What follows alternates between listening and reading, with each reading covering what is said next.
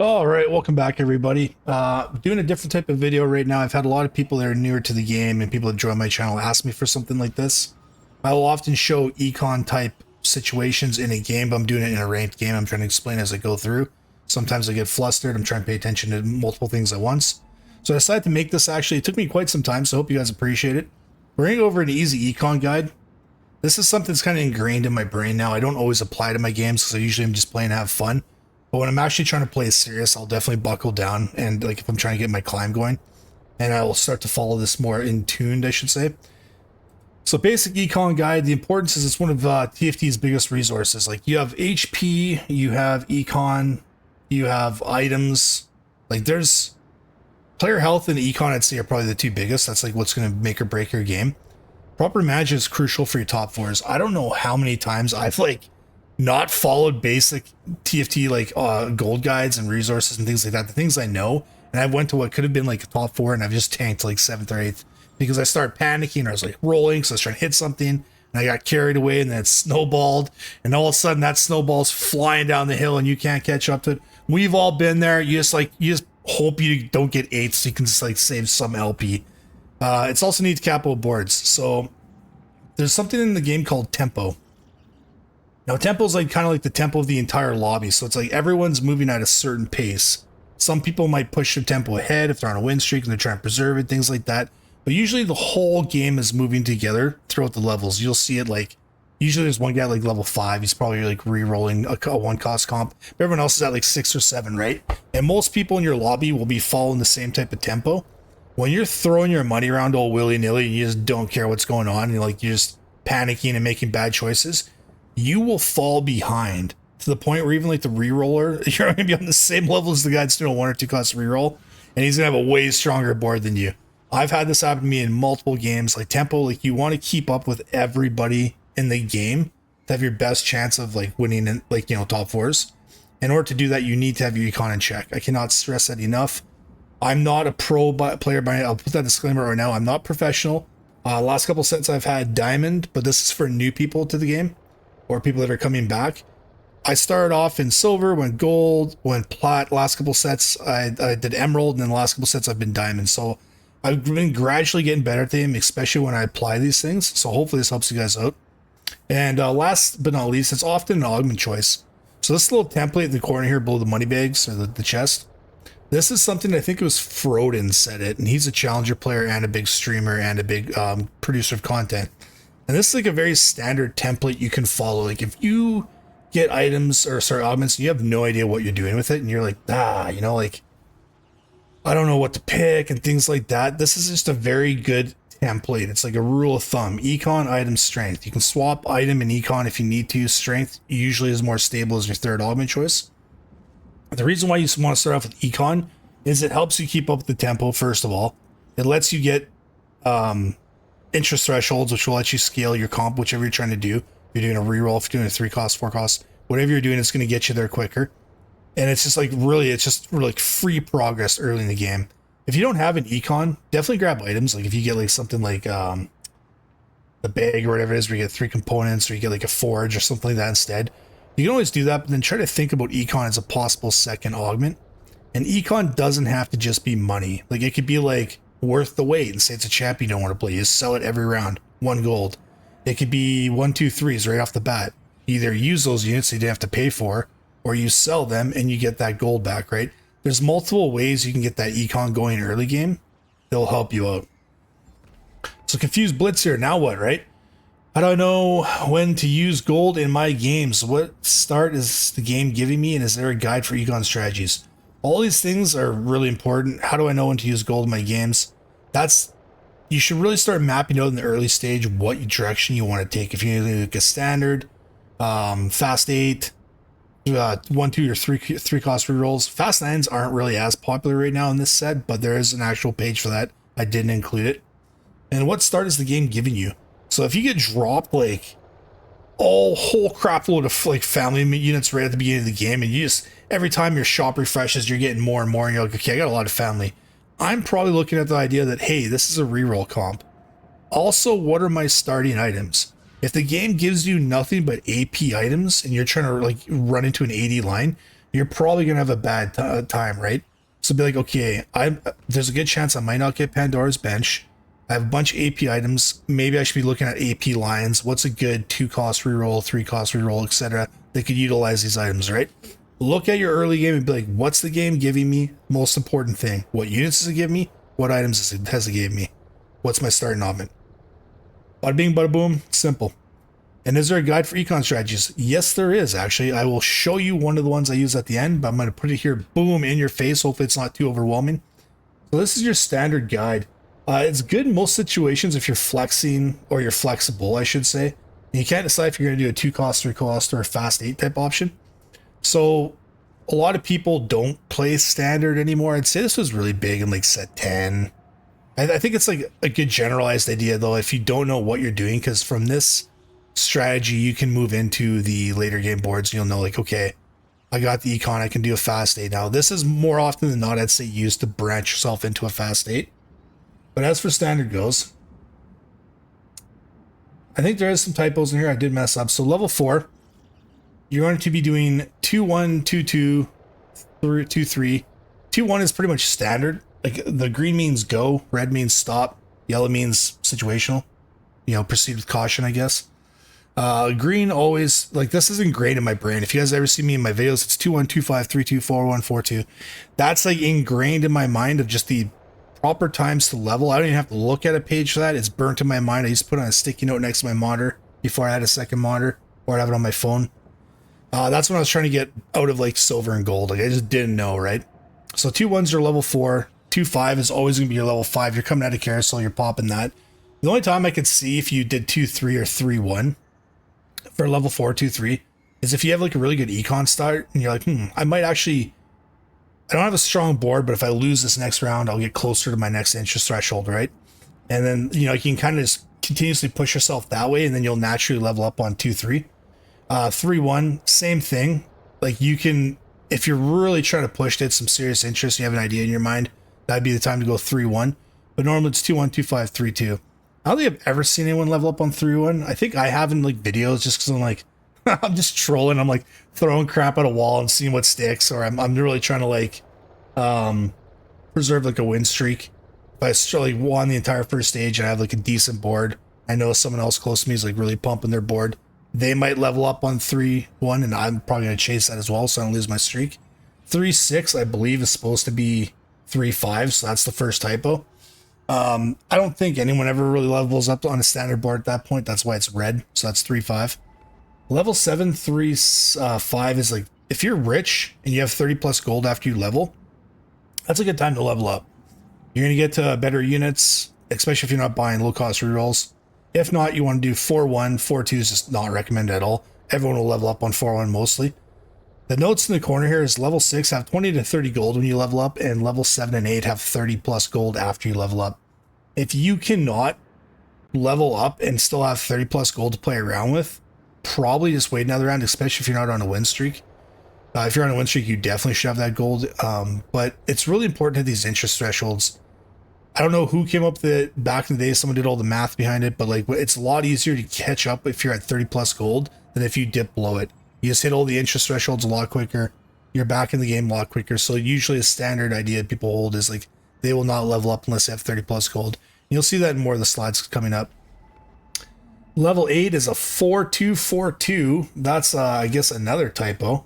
This is supposed to be 4-2-5-1. Or sorry, 4-2-4-5-5-1. So I don't know how I butchered that. 4-2 for level 8 is like, if you're rich, that's situational, still yellow. This is the only page I think there's a lot of typos on it. 4-5 would be your second one, not 4-2. We've already done 4-2. We've passed that. So that's supposed to be 4-5. That's when you would want to level up if you're doing a basic roll like this. And 5-1 would be situational. It says 4-5. Just totally ignore level 8. Just best to go up on 4-5 if you're doing a standard roll, right? That's also while keeping your 30 gold in line as well. Level 9 is a 5-1. That's supposed to be actually a no-go. And 5-2 would be situational. 5-5 would be better. So pretty much take everything after level 7 on this page and throw it out the window. Just keep in mind 30 plus gold after leveling. If you can hit that and keep pushing your strength, You're set for a standard roll. Ignore level 8 and level 9 here. I butchered the crap. I don't know what I was thinking. Just keep in mind, if I'm doing a standard roll, will I have 30 gold when I level up? Can I put out a unit right now? It's going to strengthen my board, and then move on from there, right? I'll speed this up. I don't want to take too long. Fast 8 is similar to standard. This is actually proper. So 2-1, 2-5, 3-2, 4-1, 4-2. Same thing, right? Big difference here is on level 4, you're never rolling. You're just saving gold, putting out your best units, your best synergies. So you want to put out maybe like a pair of wardens and a pair of pit fighters. Like that's a very common one, right? Find the most active synergies you can get your strongest board early. If you're lost streaking, great. Like throw the whole first stage out the window if you want to, if you're comfortable with your life and your econ situation. You level up on 2-1, 2-5, 3-2, 4-1, 4-2. Fast 8, 3-5 is like if you're rich, right? And you're going to keep that 30 plus gold. I would honestly, this is like fast 8 is really if you're just playing 4 costs. Most of the time, you can push a level 8 on, I want to say like 4-2. I've done it as far as like 4-5 after the carousel. But if you're really rich and you're still going to have 30 plus gold, that's where on level 8 it says 4-2. Sometimes I'll just go after carousel though. I want to make sure I have that 30 plus gold to roll around with. Because level 8 is when you have your best chance of finding your 4 costs, right? That's why a fast 8 is normally to hunt down 4 costs. So if you're playing like a Dominator Mundo board with Soko, you want to try to keep as much gold as possible, not roll at all, get to level 8, and then just kind of roll down, right? And at level 8, if you hit level 8 and you have like 45, 50 gold, start rolling down to at least 30 gold to start picking up as many of those 4 costs as you want. There's a term that's going to be used in this game called fishing. I've done it in my videos. Start pulling other 4 costs out of the pool if you're doing a fast 8 for your 4 costs. And then just keep re-rolling and then sell them off periodically as you're finding the ones you want to hit. What happens is a lot of people, if they're not doing a reroll strat like you and they're not picking up 4 costs or they're all doing rerolls, there's going to be so many 4 costs in the pool that there's a good chance you might not see yours because no one else is buying them, right? So what I'll do is I'll start pulling 4 costs out and then just slowly sell them back as I'm re-rolling like every stage, keep them above 30 gold, and start fishing. It's called fishing. Fill your shop with all your 4 costs. Every round, keep yourself above 30 gold. Sell one periodically until you can start moving those into your board when you hit the ones you want, and then move on, right? Sell the rest of the ones you don't need. So that 1 cost reroll, this is a very popular one this phase for sure. And this, I guess, set, I should say. Level 4, 2, 3, very standard. You do not want to level up ever on 2-1. You want to come in, you just want to start saving money, play your weak little board, and you're basically like leveling up on 2-3. What's going to happen with this is you're going to naturally be 8 out of 10 experience on 3-1. So that's why there's that little note below here. On stage 3-1, while you're still at level 4, roll down to 30 gold. If you have 7 plus copies of the unit you want after rolling to 30 gold, roll another 10. So this is where you really want to start trying to hit those units, right? Sometimes I've pushed it below 30 gold to 20. Then it feels really bad when you roll like 30 down to 20, you don't hit anybody. So I'd always just try to stay 30. Like if you're not hitting units in your shop, you're probably just best wait till a shop refresh, right? This was really popular in the Zoe's Ira reroll of of last set, where this was like a big strategy for a while there.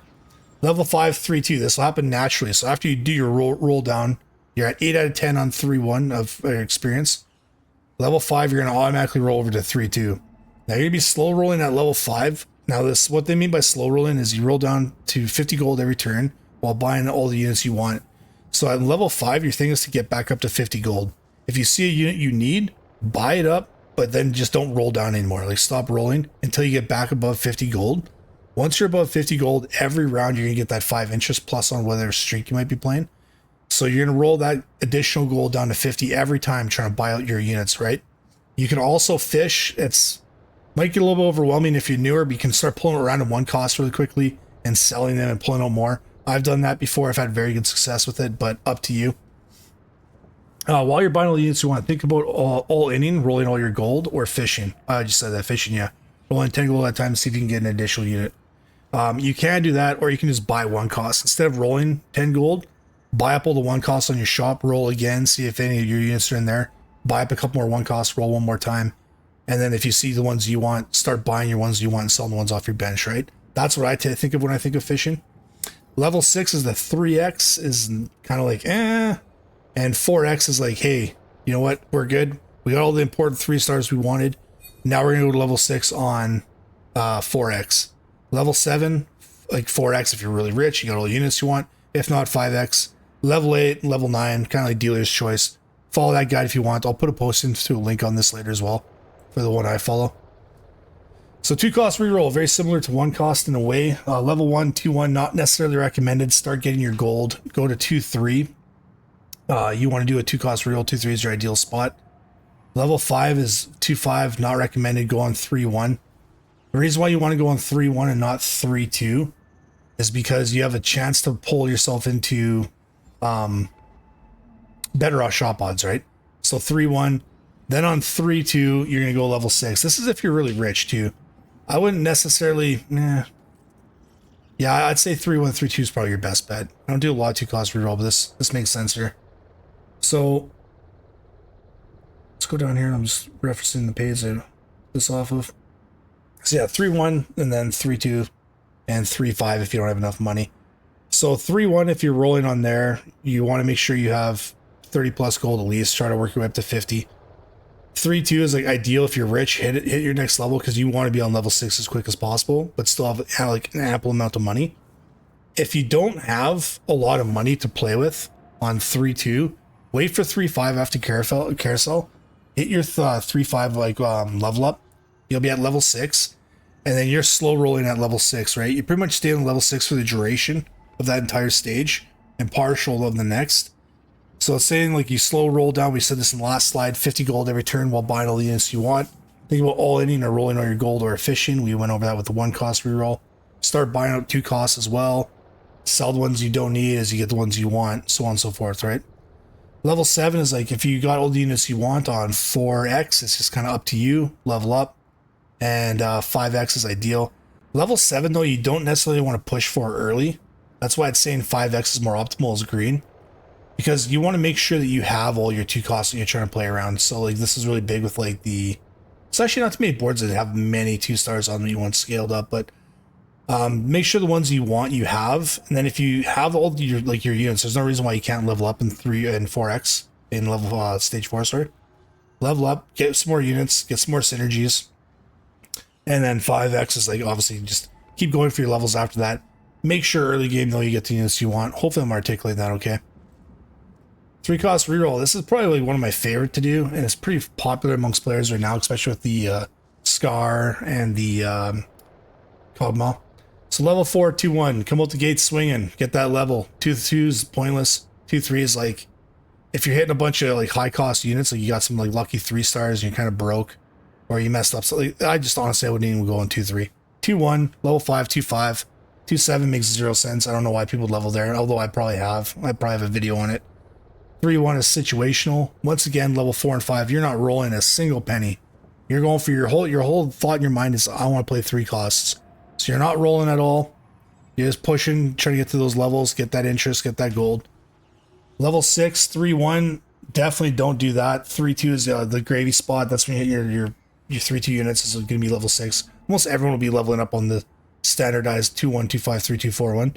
Goes on long, like unless you're doing a 1 or 2 cost reroll, it's pretty much same across the board. Keep getting interest. Level 6 is where you can think about rolling a little bit of gold to stabilize your board. So often when people are doing a 3 cost reroll, their early board is garbage because they're not doing a 1 cost reroll where they have a bunch of pairs, and they're not doing a 2 cost reroll with the same strategy. They're just kind of picking up garbage as synergies, and they're not trying to spend money.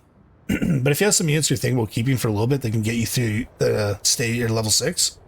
Definitely stabilize your board. You don't want to try to get to level 7 and have like 40 HP, right? You're, like I said, you're trading gold for HP if you're lost streaking early. Stabilize your board, get some pairs out, figure out what like the direction you're taking, you know, get your econ right, all those great things, and then start moving on, right? Level 7 is 4-1, very standard. 4-2, I don't think I'd do that. Buy now if you stabilize your board. Also, I forgot to say on level 6 too, like try to stabilize your board, get a little bit of interest, get a couple pairs, but don't roll. Like don't roll your shop too much after that. Focus on making sure you're above 50 gold. Once you're on 50 plus gold, then you start stabilizing, right? So level 7, now you're gonna start rolling more gold to start rolling more gold to stabilize. Start using your gold above 50 to fish for units. Same thing. This is like as pretty much everything else, right? Your level 7 is your best chances to find 3-star units.